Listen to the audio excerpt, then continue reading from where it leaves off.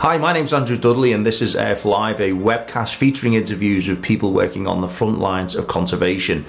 Today we have the pleasure of speaking with Kim Cartensen, who's joining us from Bonn in Germany. Good morning, Kim. How are you? Good morning. I'm good and great to be here. Excellent. Well, welcome to Earth. So can I ask you what it is that you do? Well, I'm the Director General of the Forest Stewardship Council, and what we do is to try to provide value to forest so that we make them worth keeping in a good state by people. Excellent. Maybe I should explain that a little bit. Because when we create value to forests, one way of doing it is through what we know as certification. So you'll see the FSC, Forest Stewardship Council logo on products all around the world, milk cartons, paper, solid wood, all sorts of things. And by means of providing a market interest in that product, we are creating a value for the manager of the forest to actually meet some good standards for good forest management. So that's one way of providing value. We're trying in other ways as well, but that's sort of the main thing we're doing. Thanks for that clarification. And can I ask you how the FSC came to be established? What's its history? Well, we have 26 years of history. We were established in 1994 out of a big frustration in the environment movement and the social movement, indigenous peoples movement, and also some companies that what was seen as illegal and not sustainable trade in timber products was sort of a big factor in the destruction of the tropical forests around the world. And that frustration was leading to a wish that governments would actually take up that challenge and do something with it. That failed at the Earth Summit, the United Nations Earth Summit in 1992 in Rio de Janeiro. There was a climate change convention agreed, there was a biodiversity convention agreed, there was a no desertification convention agreed, but forest, nothing really. So these people thought, well, actually, let's find a solution and let's then not rely on governments only because they apparently don't want to, they can't solve it. So let's find a way to get the market to work for maintaining forest in a good management state. And that's what they did. And that's what FSC came out of. So FSC has a quite unusual structure with the chambers. In fact, some people have said it's an experiment in democracy. Can you take us a little bit about how that's set up? Well, I mean, we come from a time when sustainable development was the big word, and it had been defined in the late 80s and early 90s as three pillars: the social pillar, the environmental pillar, and the economic pillar. And then what FSC did with that was to change that into a governance system. So we have members. We're a membership democratic organization. Our members define what the rules are for FSC, what our standards are, etc. And we then divide these members into three chambers: a social chamber, an environmental chamber, and an economic chamber. And each of those have the same voting power inside the organization, and we need a majority in each of the chambers to be able to go forward with any decision. And I'm curious to ask how well these chambers work together. Well, that's of course a nightmare. Don't tell anybody, but it's horrible.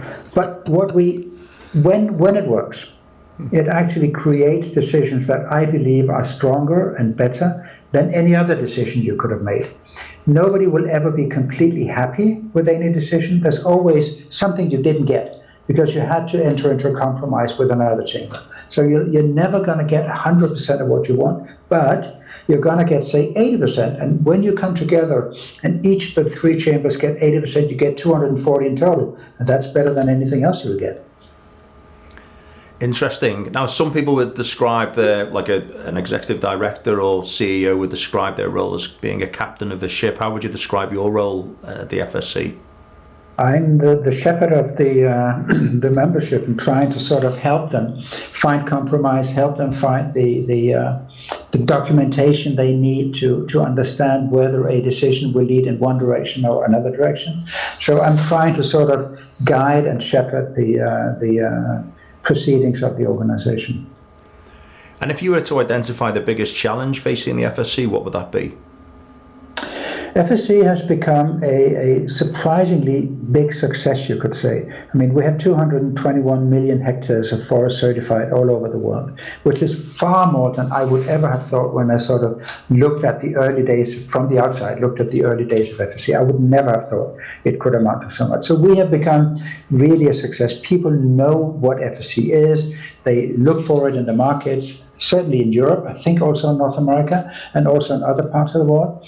And because of that, it has also become quite tempting to try and sort of cheat a little on the system. So maybe not really meet all of our rules, so we need very strong control systems, maybe to try and sell something that never saw FSC as FSC. And these kinds of fraud and embezzlement, you could say, that's something that we are really struggling with, and to make sure that you can actually trust that what you buy is also what it says it is. And may I ask what your proudest accomplishment has been in the FSC? Well, I mean, the biggest moments I've had in FSC is when I visit tropical forests that are managed by indigenous peoples. I did that in Guatemala, I've done that in parts of South America, and seeing the way that they benefit from being able to have a forest from where they can sell their products, get an income out of it, make a livelihood out of that. And that, I think, are some of the proudest moments, to see what we're able to do for these people who otherwise would have very, very little. And, you know, going back in time, what was your kind of first experience around nature? When did you know that you were going to devote your professional career to conservation? Well, I mean, it should probably be said, I come from Denmark, and Denmark is a country virtually without any nature left. We destroyed it all in the early 1800s. We had about 2% of the land still covered in forest in that time. It came from 100, went down to 2. Almost all gone. Then we're now up to 15 or 16%, but all of that is highly, highly regulated. I mean, you see the trees growing in rows, you see signs inside the forest telling you where to go, where you're allowed to bike, what you can pick and what you cannot pick in terms of nuts and mushrooms and berries and stuff. So all is regulated.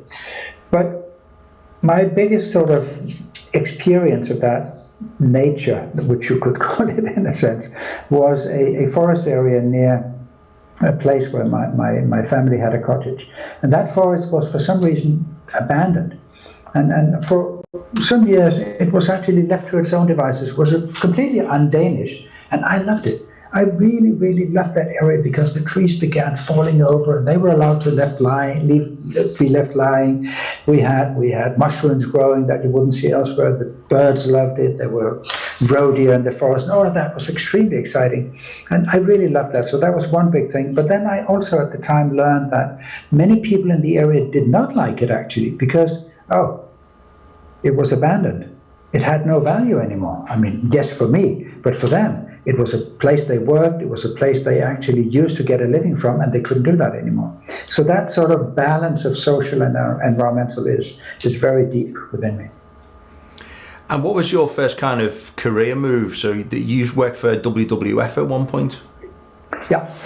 I'm actually, I started my sort of studying career by studying biology, and I really wanted to become a biologist. But then while doing that, I sort of realized, well, actually, what I want to know about is not the biology as such. I want to know something about that, but I even more want to know something about why are people not treating nature well. So in the end, I became a sociologist instead, trying to understand the behavior of people, why people do what they do, and how we can actually work with people to make them do something that's different and better.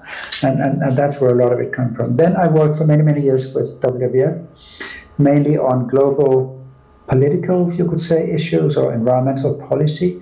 I was at the Rio conference I talked about earlier back in 1992 as member of the Danish delegation. We did projects with indigenous peoples in Peru, in Niger, in the Sahel area, in Africa and other places. And I really love these things, sort of the north-south dimension, working with poor people to enable them a living from nature. And did you have an experience around working with the anti-whaling campaigns? Well, Denmark is a special country in that sense because Greenland is linked to Denmark. And Greenland is, of course, populated by Inuit people who have sealing and whaling as part of their tradition and part of their livelihood. And for that reason, sealing and whaling is actually sort of generically less hated in Denmark than in most other West European countries. People would actually wear a seal fur in Denmark, which I doubt they would in many places in North America, because of this link to Greenland. And because of that, we also, as WWF Denmark, felt that, well, actually, whaling is maybe not the worst sin that you can do. And by the way, also, who are we, the Danes? We are about 5 million Danes. We have about 20 million pigs who are kept in captivity and at the end slaughtered. Is that better than 45,000 Greenlanders who may kill 10, 15, 20 whales per year? Who has the moral upper hand here? And that was not so obvious in Denmark as it was in many other countries. So we were a bit of an outlier in that discussion.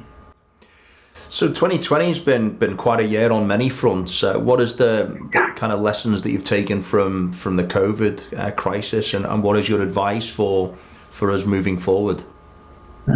I think the biggest thing is that I don't pick up any signals that people have come less environmentally interested or less focused on sustainability. Actually, I'd rather see the opposite. During this year, we have seen a significant growth in both the number of companies who are certified and in the certified area. So we've grown 10% on each in this year of COVID, even at a time when it was very difficult to uphold your certificate, because how do you do an audit if you're not allowed to let the auditor in? How do you do an audit if your company's been closed? And all of these things have made it very, very difficult. We found solutions to them, but nonetheless, we've been able to grow this year, and I see a lot of interest in sustainability going forward, and I find it quite encouraging, actually. And then we learned to do things like this, right? I mean, we really learned to do virtual meetings. We've learned to use the technology. Technology is also getting much, much better all the time. And I think that is going to be fantastic for the future. I see us traveling far less, doing far more virtually. Of course, we need to meet face to face, but I see a lot of opportunity there. Yeah. And so part of one of the big roles that you guys undertake is this visiting of auditors to distant forest concessions. So with COVID kind of stopping travel, how have you been able to do this? Have you been able to do anything virtually? Well, we come up with some new rules that sort of relaxed some of the requirements we had earlier. We try to hit a balance all the time between making sure that we can actually say that that certificate is legitimate, that we do have a control of it, but not necessarily forcing an auditor to travel when it's not safe to travel or it's not allowed to travel. So we've done remote audits and develop better systems for how you do that. We also developed hybrid systems where the auditor may not need to travel but can contract with somebody who's credible locally and who has enough knowledge about forest or about forest management to be able to look at what the auditor asks him or her to look at and then come up with a decent picture of what's going on. So we learned a lot about how you can do auditing in different ways that I think we can actually bring with us into the future. You know, for any company that has paper packaging, so you guys have the FSC logo when people are using paper products that have come through your supply chain. What is the advice that you would give to a corporation that isn't using your services at the moment? What is the benefit to them for doing that? Well, I think that there's a lot of benefit. There's certainly a benefit of consumer recognition. There's a benefit of acceptability in what you're doing. I think there's also a benefit in terms of knowing yourself, where does this stuff come from, what does it actually mean in the forest, and that demonstrating the value of what it provides in the forest is something that we will really focus on the next 5 years, to be able to say, okay, it's not only about having this logo, that's good, that's great, but it's actually about what does that logo provide out there in the forest. What are the additional benefits for biodiversity, for carbon, for water management that this logo provides in the forest where it comes from? And for a young person seeking a career in conservation, what would your advice be to them, please, Kim? My advice would be to make sure you have a very good education.